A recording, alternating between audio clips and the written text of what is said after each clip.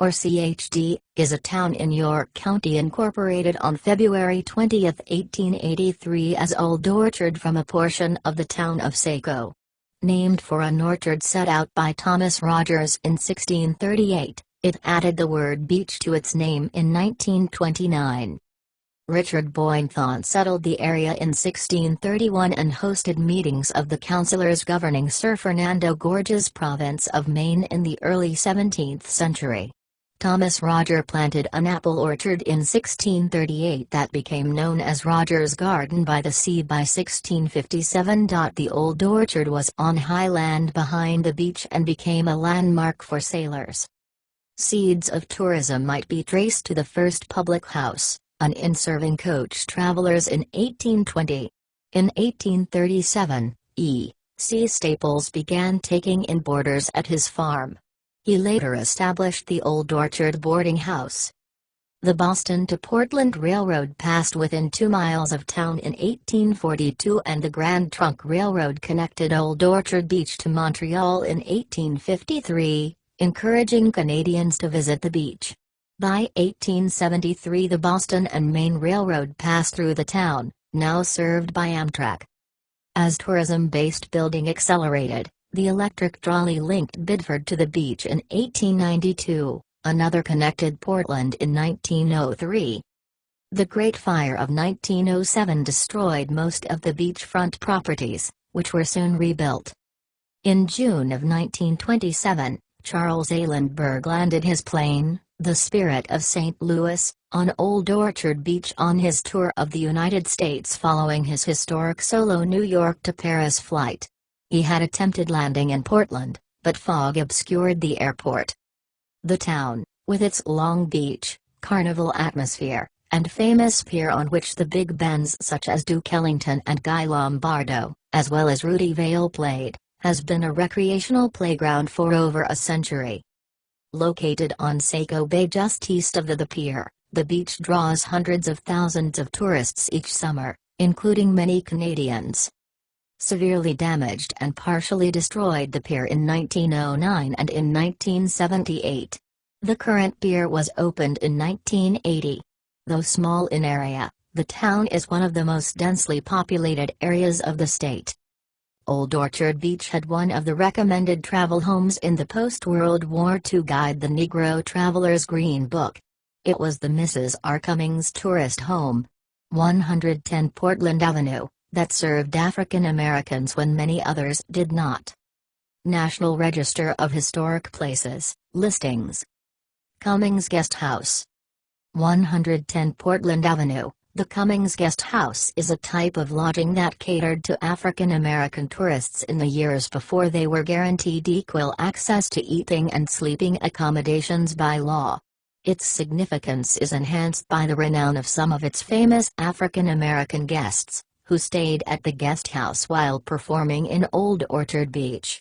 In 1917 Rose, Shirtliff Emerson Cummings and Charles Edward Cummings Jr. moved from Massachusetts to Old Orchard Beach. They bought a small farmhouse at 110 Portland Street, now Portland Avenue, and became the town's only black residents. The family had 5 daughters and 2 sons, whom Charles supported in part by working as a porter at Union Station in Portland. The family kept a few animals in the barn on their suburban lot, just a few blocks from the beach, its thriving waterfront. Between 1917 and 1924 the Cummings family appears to have lived in the tourist community year-round. In later years they sometimes spent only summers in Old Orchard Beach, and lived either in Portland or Winchester, Massachusetts in winters. In 1923 the family remodeled their farmhouse and opened their doors to African American travelers, an enterprise that was to bring them business for the next 70 years. Cummings Guest House, 2004. Cummings Guest House, 2004.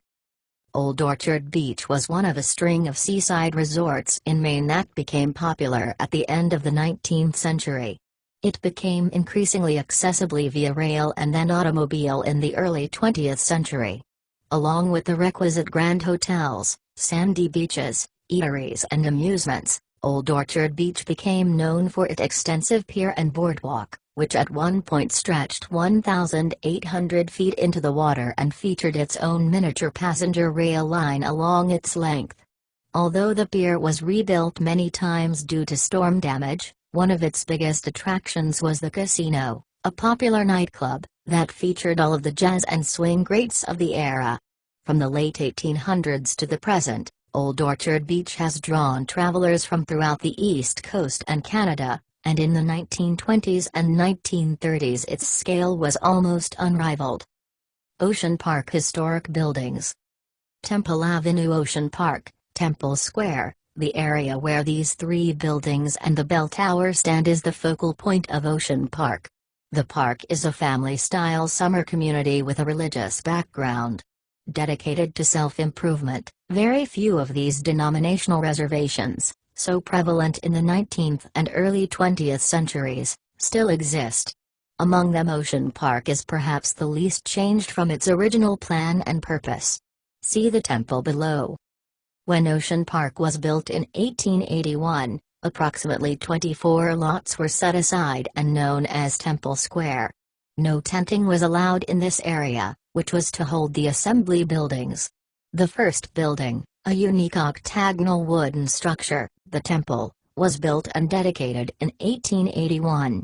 This was followed in 1882 by a bell tower used to call people to assembly programs. This was the era of permanent Chautauquas, founded after the mother institution in Chautauqua, New York, with which Ocean Park had associations for many years. In those days it was felt that there were three physical requirements for an assembly site: water, lake, river, or ocean, a grove of trees, and a bell tower. From the early beginnings other space was needed for meetings besides the temple, and various tents served these functions. In 1902 a permanent building, Porter Hall, was built to replace the tabernacle, one of the tents.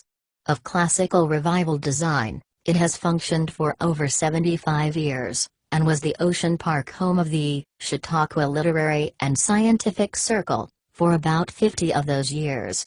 In 1915 another permanent wooden building, Jordan Hall, was added to the site. It has ionic columns and a wooden beam ceiling. All four structures have been essentially unchanged over the years. They all share the same grove of cathedral pines whose history far precedes them. Staples Inn. 8 Portland Avenue. The coming of summer resorts along the Maine coast in the 19th century radically changed development patterns in the state. Old Orchard Beach is among the earliest of these resorts, and the Staples Inn is the oldest known place in Maine to have taken in summer boarders on a regular basis. It is the only surviving hostelry that is associated with the life of Ebenezer C. Staples, 1808 to 1895, Old Orchard's pioneer resort hotel keeper.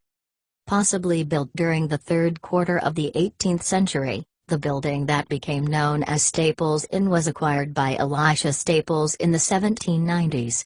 His grandson Ebenezer C. Staples first opened the farmhouse in 1840 to foreign visitors, many of whom were Canadians from the Montreal area. With the completion in 1842 of the Portsmouth and Portland Railroad and in 1852 the Grand Trunk Railroad from Montreal, tourists could easily be delivered to the Saco station within 4 miles of the beach. The increased tourist trade made it possible for Staples to enlarge the ancestral farmhouse until, by the mid-1870s, he could accommodate 300 guests at his Old Orchard House. On July 21, 1875, the Old Orchard House was, with the remarkable exception of the original 18th-century building, completely destroyed by fire. Undaunted, Staples immediately built a new and much larger hotel, which he also named the Old Orchard House. This building, capable of housing 600 people, survived the disastrous fire of 1907 which destroyed much of Old Orchard, but it was later torn down. The immediate post-fire history of the 18th-century farmhouse is not known. By 1881, however, it had been remodeled and given the name Staples Cottage under the direction of Mrs. M. F. Libby. During this period the present recessed 2-story wing was built. The Staples Cottage continued to operate under this name until the early 1920s when a new proprietor changed its designation to the Staples Inn. Unlike the summer resorts for wealthier visitors such as Bar Harbor, Old Orchard was always frequented predominantly by middle-class vacationers. Consequently, the area has continually undergone rapid development. In this area, few unaltered 19th-century structures survive. That the Staples Inn remains standing with much of its original 18th-century interior woodwork is quite extraordinary.